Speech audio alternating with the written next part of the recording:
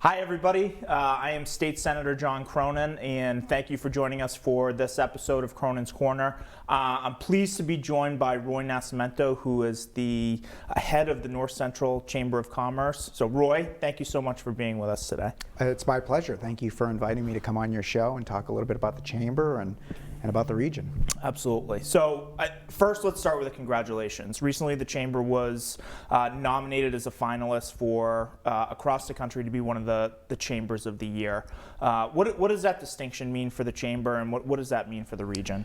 So we don't do the work that we do for the awards and the accolades, but I have to be honest, it was really great to be recognized by our peers as a finalist. We were one of 4 finalists in our category, and it's a national award for us. This is like the Oscar, what the Oscars is for the movie industry. Yep. And being named Chamber of the Year is a big deal, and even being named finalist is a big deal. We were one of only 4 finalists in our category, and there's 4 categories based on size, so we're not competing with Boston or Washington, Boston or big cities, right, but we're yeah. competing with chambers that are of similar size to us, regional chambers, and we were one of the finalists, and that's really hard to be named a finalist. It's really recognition.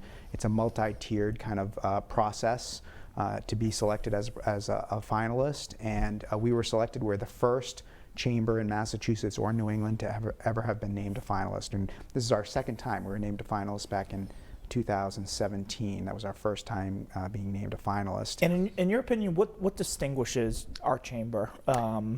I think it's the dynamic nature of our chamber. You know, we're a very dynamic chamber. We're not just running networking events. Not to say that those aren't important, but we are involved in so many facets of economic development, destination marketing, education and workforce development, providing insurance to a lot of small businesses that wouldn't be able to access insurance because they're very small. So we're doing a lot of those things, and ultimately I think we're providing a lot of leadership. We're working with folks like you and other members of the delegation, our leaders in our municipal halls, as well as the business community and community leaders, to provide leadership, to be a change agent, to provide that catalytic leadership, and looking at how we can advance North Central Massachusetts, both our economy and quality of life for future generations. And I think that's a great segue, but for people unfamiliar with the Chamber who are watching right now, can you speak a little bit to that end, and what you see as the mission of the Chamber and the role specifically in our region and community? So that's a great question. So the Chamber is a nonprofit business organization. We're not part of government. We're not, although we work very closely with our government, both at the local, state, and federal level, but we're completely a nonprofit, private business organization with a mission to advance the economy here in North Central Massachusetts, which we define as the 27 communities here in North Central Massachusetts, including your district, Leominster and Fitchburg and Gardner. I'm not going to ask you to name them all, 27, right? You leave 27 out, they'll never forgive you. No, absolutely. So, but our mission is really to just advance the economy, and so we're very involved in working, collectively with our members. That members of the Chamber are really a special group. These are our businesses and community leaders that have come together because they recognize that we're stronger working together through an organization like the Chamber to advance the economy, and advance their own business as well. So we come together. We're about 700 members strong. And we have a history of leadership. We've accomplished a great deal. We have a really strong track record, thanks to our members and to community leaders that support the work that we do. And then underneath the umbrella of the Chamber, we also have an economic development arm, a tourism arm that does economic development, but it's more on the marketing side. And then we have a foundation that does a lot of great work with the schools, including providing over $50,000 in scholarships every year, supported from the business community and from the endowment from that foundation. And we have a small insurance affiliate that helps provide insurance to some smaller businesses that typically have difficulty accessing insurance because they're only have 1 or 2 people and need to be insured, and so we make it our mission to support those businesses through a variety of different resources, including insurance. And you also, you alluded to the Chamber's role as a leader, and you're here today to talk about the One North Central plan and how the Chamber has really stepped up to create what I view as a shared vision for multiple stakeholders in terms of what the future and what our economic development prospects are and how we're going to get there. Could you talk a little bit about what the One North Central Plan is, and then maybe some of the findings of that report? Yes, so One North Central is what we call our recent comprehensive regional economic development plan that was developed. And we started this process about 18 months ago. And we do economic development plans every year, but it's been over 30 years since we really did a deep dive and did a major kind of comprehensive look at the economy here in North Central Massachusetts and how our 27 communities really connect with each other to form this larger regional economy. So the last time we went through this was back in the 90s, and that was very impactful at the time. Fort Devens was closing. We were losing 7,000 jobs. We had some major employers that were downsizing. The economy was transitioning. And community leaders, business leaders said we have to be a change agent. We have to embrace change that's happening, look at ways to diversify our economy, and build a stronger North Central Massachusetts. I look back at that plan, and so much came out of that that's still driving our economy today. Our lending program that we operate that has provided millions of dollars in microloans to startup businesses has created so many jobs in the region and helped our entrepreneurial ecosystem. Our regional marketing strategy that has brought about hundreds of millions of dollars in visitor spending in the region came out of that process. Infrastructure projects here in North Central Massachusetts came out of that process. So much came out of that process, and I was just in awe when I started, and I looked back at that and I said, it's about time, we talked as a chamber with our leadership. It's been a while, and it's about time that we kind of did another kind of process like that. And we developed a whole scope, and we did an RFP, a request for proposals. We hired a firm that specializes in kind of facilitating economic development called RKG Associates. They're a national economic development firm. They do have offices in Boston. And so we selected them to help us with this process, and we had a very specific scope. So we wanted to do all the listening and visioning kind of stuff, meeting with stakeholders, and they helped do that. And kudos to them, because it was a very challenging period with COVID, so we couldn't hold meetings, so everything had to be done online. Right. But we did surveys and hosted individual meetings with different stakeholders, hosted focus groups, lots of kind of that getting input from the community and from businesses and from government leaders. But we also did a deep dive on the data, because we want this plan to be very informed by the data, and so tremendous amount of collection of data, both on real estate, workforce, you name it. There's a lot included in there. And then we wanted to do some benchmarking. We wanted to compare North Central Massachusetts. We're big believers in benchmarking and in planning, and thought it would be helpful to benchmark ourselves against other regions in the state, as well as some regions outside of the state that were potentially comparative to North Central Massachusetts. And then we wanted to develop a plan with a roadmap, with an actionable plan, action steps, and tactics, and a timeline to actually move this plan forward for North Central Massachusetts. And so this process took about 18 months, and we unveiled a few months ago One North Central, which is what we're calling the plan. It's 154 pages long, a tremendous amount of data, but it's also intended to be something that we as a region, the community, not just businesses, but all of us can get behind to move this region forward. And I think it's a bold agenda but a pragmatic agenda as well, to move this region forward. And can you talk about what did RKG find and what were their recommendations? Sure. And also, what surprised you, either about the data or about those recommendations? So a lot of the stuff that came out of the plan didn't surprise me. It just kind of validated what we already kind of knew, but there was a lot of data there and stakeholder input that just showed that this should be a priority. But there were some surprises. For example, the plan really identifies that there are four priority industries that really are strengths here in the region, and that we should prioritize as a region. For example, advanced manufacturing. No surprise there. We've known for many years that manufacturing is very strong here in North Central Massachusetts, and that's a good thing. These jobs tend to pay above average salaries. They have good benefits. They're the stepping stone to the middle class for a lot of people, Traditionally, manufacturing creates wealth in a community. So that was very positive, and that distinguishes our region, and we knew that because we have a much higher concentration of manufacturing than other parts of Massachusetts. And again, that's a good thing, and we want to support our manufacturing companies and support our manufacturing economic base. Right. Healthcare was another priority industry. No surprise there. That kind of aligns with the state. Healthcare is a major industry in the entire state, and there's a lot of our demographics that are really kind of pushing that. We have an aging population. There's going to be more and more needs for healthcare, and so there's going to be more and more needs for workers to support the healthcare industry, and more companies and growth around healthcare. So no surprise there. Small businesses and tourism was identified as the third priority industry. Again, no surprise there. We identified tourism as a priority industry in our last major economic development. That was a huge thing that came out of the report 30 years ago. Absolutely, too, right? Yeah. Tourism, we didn't really have much of a tourism industry, and leaders back then identified this is a way. We have a beautiful region, and this is a great way to diversify, bring visitor dollars in, create new jobs, and create new investment. And it's really taken off. Agro-tourism wasn't a thing 30 years ago. It wasn't. Right? It wasn't. And so many of our farms have reinvented themselves as destinations now, because people with a little jingle in their pocket from Boston, from New Hampshire, from New York. New York is a big market for us, origin market. We get a lot of visitors from New York. They want to come out here. They want to experience their agricultural roots.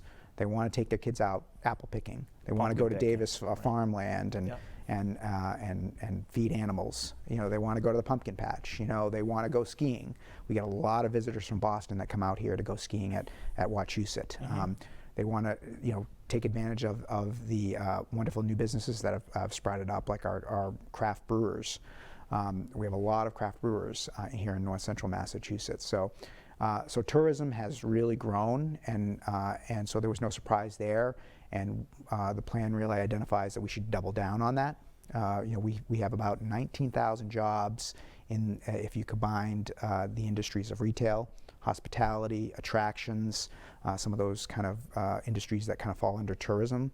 And just to stop right there, jobs. 19,000 jobs, right? And this is a sector that no sector was hit as hard by the effects of COVID-19. Hit hard. In your view right now, how is that sector and industry going to rebound, or is it well positioned to remain really a force here in North Central?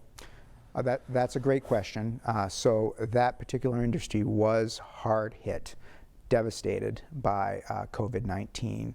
I will say that we are very bullish on the industry. So we think that we as a region are really well positioned to benefit from visitors wanting to get out. Even now with all the talk of the Delta variant and some concerns that people might have about traveling, we know based on the data that we have, we know who's coming into our region and who the visitors are. And our market are short haul visitors, so it's day trippers. So they're coming out, they're staying, they're coming out to ski. Get dinner and a beer and a show at Exactly, Hollis Hills. exactly. Right. Yeah. So they're coming out for the weekend. They're day trippers.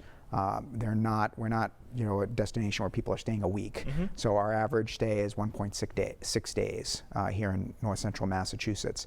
So that market is the first to really rebound from COVID-19. And people, families. We were talking earlier about my family, my kids. I've got young kids. Yep. My wife and I are very reluctant to get on a plane and travel to Florida to go to Walt Disney World under these situations with COVID-19.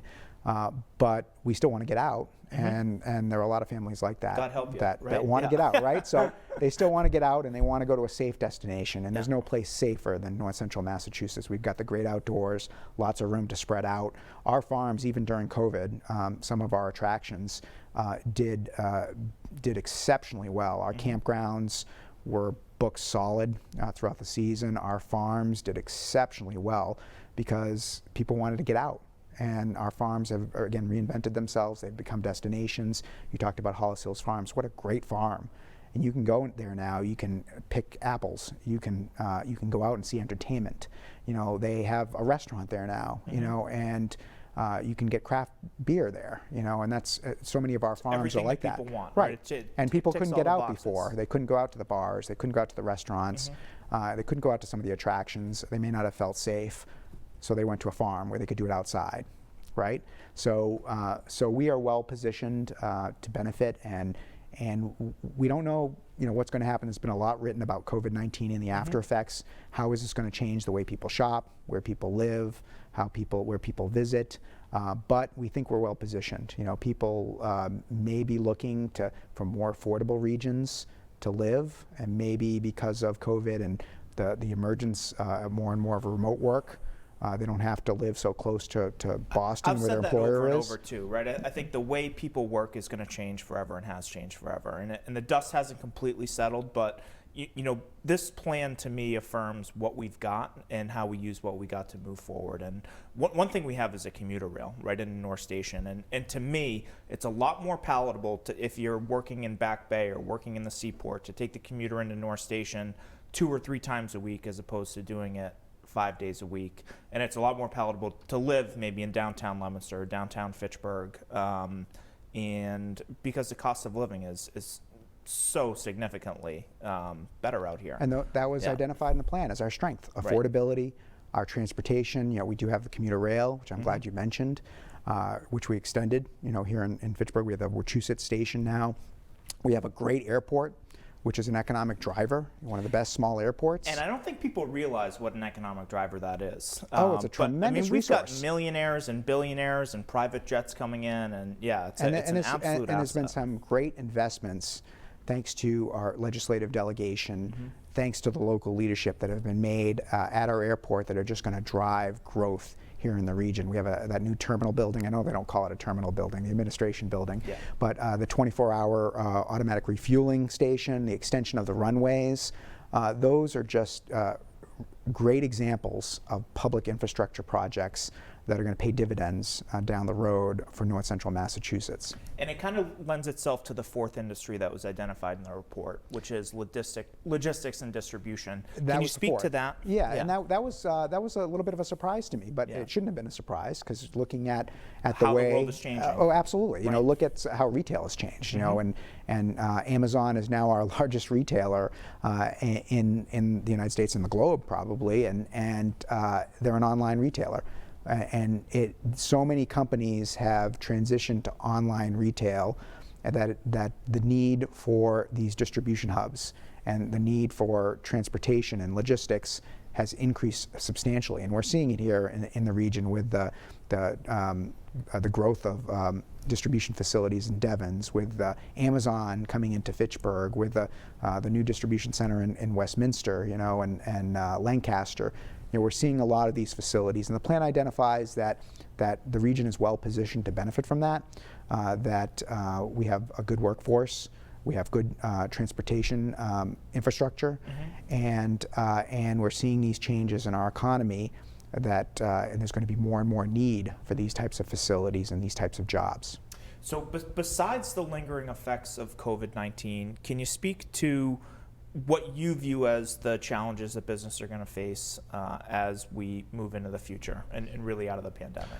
Well, we have a lot of strengths and a lot of opportunities, but there are also challenges out there, and there are threats. And COVID-19, as we talked about, could be an opportunity for North Central Massachusetts. Could also be a threat. It's been a challenge. It's been very difficult for a lot of our small businesses, and we have a lot of small businesses in North Central Massachusetts, and which really, I think, makes us special. Because we have this very strong kind of entrepreneurial ecosystem, innovation ecosystem here in North Central Massachusetts. But we have other challenges as well. We're not, we're very parochial here in Massachusetts. We have a lot of individual municipalities. We don't have very strong county government. We're not big into regionalism, and that's a challenge. We need to be stronger as a region and kind of thinking about the region. Each of our our individual communities are very strong, but they're also very strong when they come together as a region. And so we need to be thinking more regionally and how we can collaborate. And row in the same direction. Absolutely, Right. absolutely. And we've always been big proponents of regionalism. We talked about transportation infrastructure. That's a strength, that we've invested in this transportation infrastructure. We have the rail trail, the airport, we have Route 2, which is great transit and access to Boston, and we're well positioned. But we also have challenges around transportation infrastructure. There need to be more investments in transportation infrastructure because we do have some challenges, because we are rural, so we rely a lot on roadway. And so we need to look at ways we can expand our interconnectivity and our transportation nodes here in north central Massachusetts. So there are certainly those challenges. Our workforce is aging. I think one of the statistics that really astonished me and surprised me was I think about, don't quote me on this, but I think about 10 years ago, baby boomers comprised about 15% of our workforce. And by 2025, it's going to be about 25% of our workforce. And baby boomers are retiring. I think retirement's peaked in 2020 for baby boomers, but we're going to see more and more folks leaving the workforce, and we just don't have enough workers to replace them. It's a national issue. It's not just an issue here in north central Massachusetts, but we believe that it's often called the war for talent is just going to get worse. There's going to be more and more challenges really trying to retain workers, to train workers, to develop that pipeline of workers that the region needs to be competitive. Right. And it's going to get more and more competitive, and the changes that we talked about earlier, coming from COVID-19, and we know labor is mobile. Workers can move to another region to work somewhere else. It's very easy to do, or nowadays they can even stay and live in the same community and just work hybrid, at a remote, and work for a company 5 states away, and so that competition for labor is going to get harder and harder, and we need to up our game as a region, and we believe the foundation of our workforce really starts in the K through 12 system, and so we need to be more engaged as a business community with our schools, helping develop those young men and women and preparing them for success, either in going directly into a career or going on to college and then eventually a career. And I think one thing that excites me is there's really been historic investment in the FY22 budget and workforce development initiatives. I know there are innovation pathways in advanced manufacturing, which the One North Central report tells us is one of the the huge industries that we need to supply a workforce to. The innovation pathways programs at Gardner High School, at Fitchburg High School, their capital skills grants were announced. We love it. Yeah, we love that stuff, and I'd be remiss if I didn't thank you and the delegation, because I know you've really made this a priority since you were elected. Really, you get it. You understand the importance, and I think our entire delegation gets it, and they've been supportive as well. But you have really pushed this, and this is so important. We believe the pathways, work-based learning, this stuff is so critical. Right. And very important. So we talked a little bit about, before we went on the air, how the political moment is one where there is an opportunity for transformative investment. We've got the chairman of Ways and Means who's coming out to Fitchburg and Leominster next week, and I'm privileged to take him on a tour. But the state government is sitting on a little under $5 billion that we received from the American Rescue Plan. The state is running a surplus in the billions of dollars this year. We know that a transportation infrastructure plan has passed the U.S. Senate. Something is likely to come out of the U.S. House and be signed by the president. So we're in a transformative time for investment in ourselves. You, as the head of the chamber and holding kind of the One North Central plan in your hand, where are the places that we need to invest, and how do we look back at the One North Central plan 10 years from now and say, we got it right?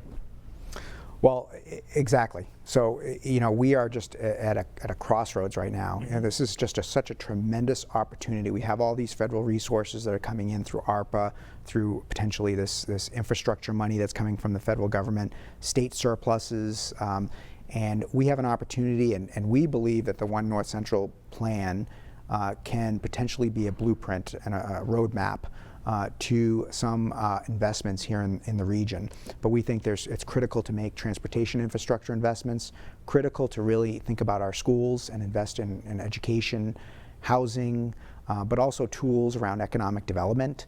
Can we incentivize more real estate development here in North Central Massachusetts, more housing, more commercial, industrial. So there's tremendous opportunity. We think we as a region are well positioned because regions that have gone through this kind of thoughtful planning process and that have a plan and have a roadmap are going to be better prepared to move forward with thoughtful ideas for using up those dollars and thoughtful ways to use up those dollars. And also, the report talks a lot about tourism, arts, culture, and for me as the state senator for two gateway cities in Gardner, revitalizing our main streets and downtowns is so critical if we want to attract young urban professionals who maybe they work 2 days a week in Boston, but we want to provide the amenities and the arts, the culture down there. Do you believe there's an opportunity there for how do we invest in those downtowns and main streets and get that right in that this was moment? An important theme of the One North Central plan was kind of downtown revitalization, looking at our community centers. I've always been very passionate about downtowns because there's an old saying, downtowns are the living room of a community.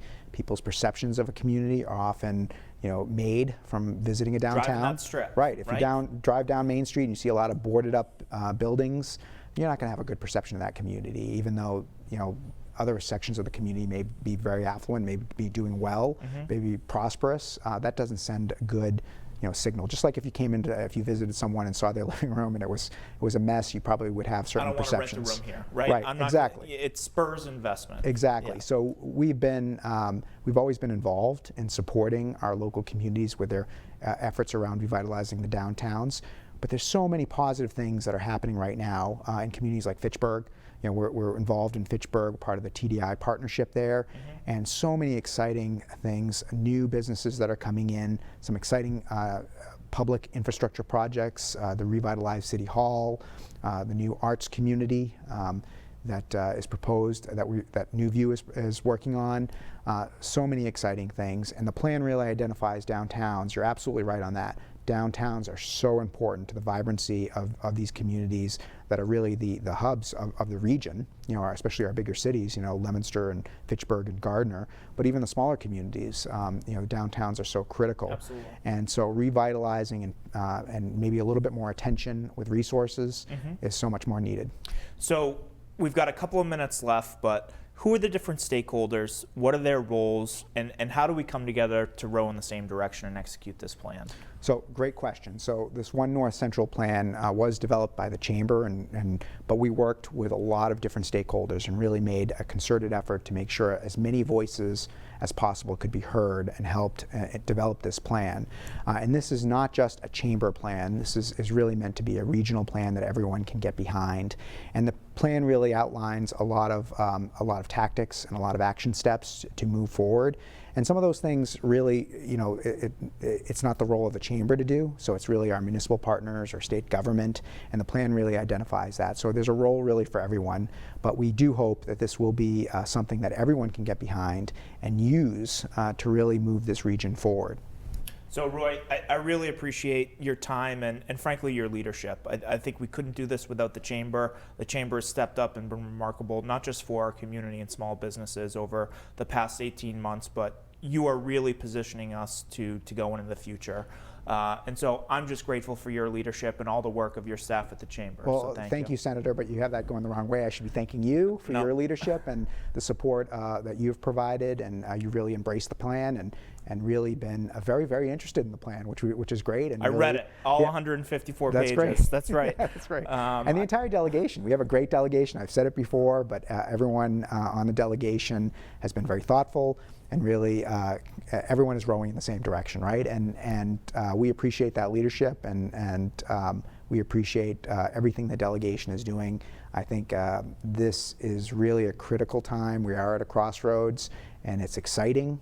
It's a really exciting opportunity for North Central But there's Massachusetts. a burden too. We got to get it right. Absolutely. But I think we're well positioned to get it right because of your leadership and the blueprint the One North Central plan has provided. So thank you, and look forward to working together. Thank you very much. My pleasure.